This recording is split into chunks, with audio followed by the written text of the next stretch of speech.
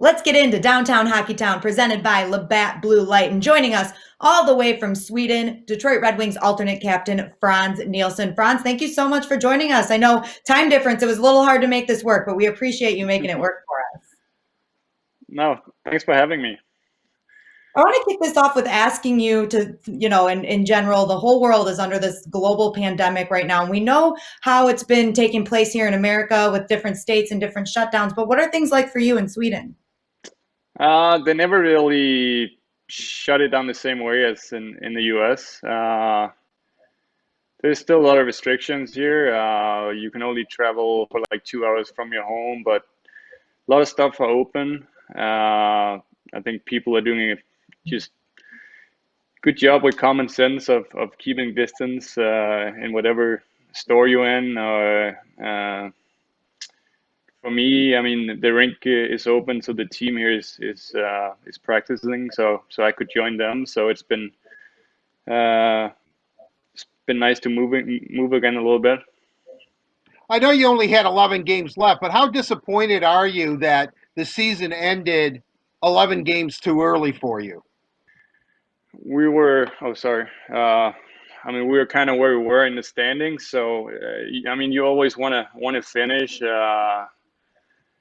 I mean, I was 3 games short of 900. Of course, that's something I would have been really proud of playing that many games in the league. Yeah, so now I have to wait some time for that. So it was tough to see the league go down like that. But I'm glad they figured something out, and hopefully, I mean, the way they're doing now, it's going to be playoff games from day one, and it's going to be interesting, and hopefully it's going to be a good thing for the fans, even if your team is not in it. I think everybody missed watching sport on TV, so I think it's a good thing it's back, but it was tough the way it ended. For sure, we would have wanted to finish it off. It was certainly a frustrating year for the team and for you personally. You have been through a rebuild before with the Islanders.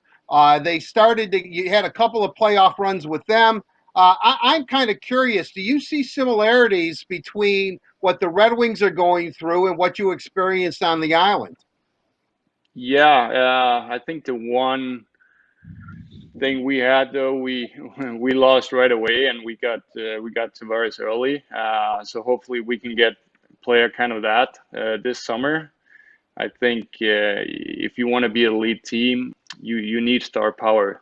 You see what Matthews did for Toronto. You see what guys can do when they come in. So as bad and whatever happened this year, sometimes that's what an organization need. You need that guy, and hopefully we'll get that this summer. So like I said, we got Johnny early in the rebuild, and uh, we kind of got better and better every year until we felt we could, be a consistent playoff contender, being in the playoff consistently.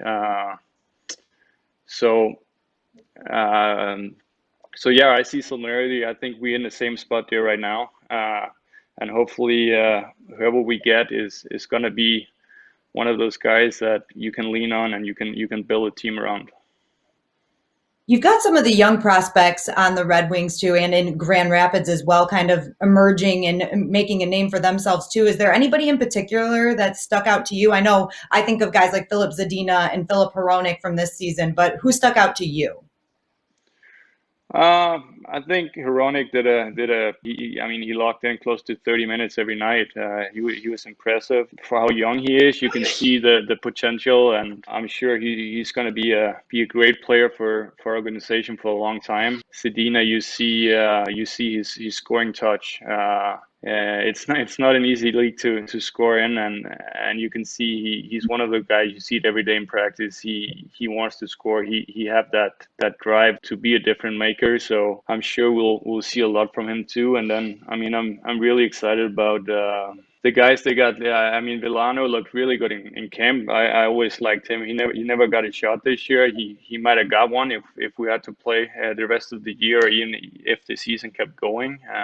And then of course Sider. Haven't seen a lot to him. Of course, he was down there all year, but everything you hear about him from when you talk to Cronwell, who's down there a lot, that he's going to be a special player. I know it was difficult the last couple of years for goals. It was almost feast or famine for you. Yet you are one of the leaders. You wear a letter. We saw you a lot after very difficult games and always maintain that professionalism. How difficult is it for you when you're a leader and things aren't going for you well personally to maintain that level of professionalism and not get frustrated?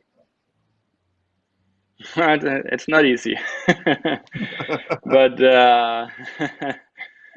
I think you just I don't know, you've been in the league for a while, and you've seen a lot of ups and downs, and you know it's part of it, and you know you can't just you can't focus too much on those one moments there. You know, that's a good thing about hockey. There's always a new game 1 day or 2 days ahead of you, and then it's easier to regroup and just kind of still got to learn from it. And I always said I'm glad I don't play soccer where you play once a week, because if you have a bad game, you got to go walk around waiting a whole week to play again. So uh, hockey is an easy spot to forget, because there's always a new game coming up quick. So when you reflect on this past year, heading into the next season, what do you want to improve on specifically? Is there anything that you've kind of pinpointed? I mean, first I gotta look at myself a little bit and see. I don't think I've gotten there yet, but I know that uh, this long break we got right now might be a good opportunity for me to really dig in like I was 22 again, and work. I know I only got a couple of years left maybe. So right now it's kind of the mindset that I think I got to go with. Just I got to go all in right now and just work like I was, just coming into the league, and see if my body can hold up. But I can't just, I can't lace it through a summer and just do rehab and try and be ready that way. I think I'm right where I'm at right now. I just gotta work as hard as I can every day, uh, and build my body up. And even that I'm getting old, try and get stronger and work on all this. And got a lot of time right now where I can really dig in, and hopefully it'll be good for me. And I don't have to like 5 6 years ahead right now. I can just do 1 year at a time and just try and work as hard as I can right now. Friends, last week the Red Wings had their exit meetings. Steve Yzerman addressed the media. Jeff Blashill did. Jeff is coming back as coach. Can you explain what type of relationship you have with Jeff Blashill? And for that matter, you're a centerman. Steve Yzerman was a centerman. What has it been like having Steve as the general manager this year? And your thoughts on Blashill coming back as coach? I think it's a good decision. Personally, I have a good relationship with him.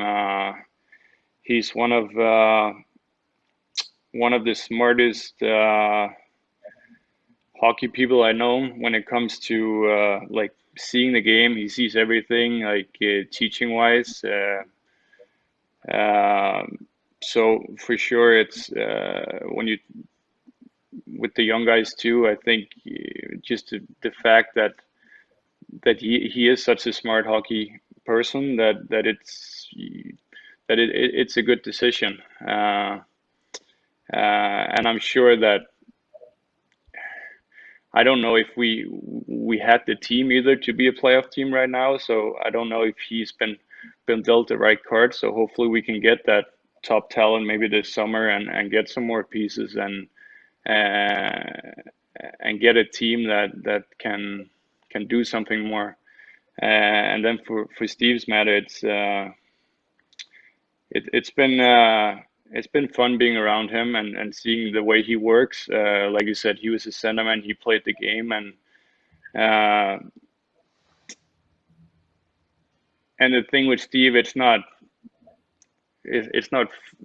30 years ago he played. Like he still remember it, and kind of relate to what we're going through and how we're feeling on the ice and what's going on with us. So um, it's great to have him around, a player like that, and or former player like that. And I mean, you really listen when he talks, because you know that what kind of player and what kind of leader he was. Well, Frans, thank you so much for joining us today. We really appreciate it. And thank you to our friends at Labatt Blue Light for bringing us Downtown Hockeytown. Labatt Blue Light, refreshing Canadian Pilsner. Visit your local retailer when safe to pick up some Labatt Blue Light.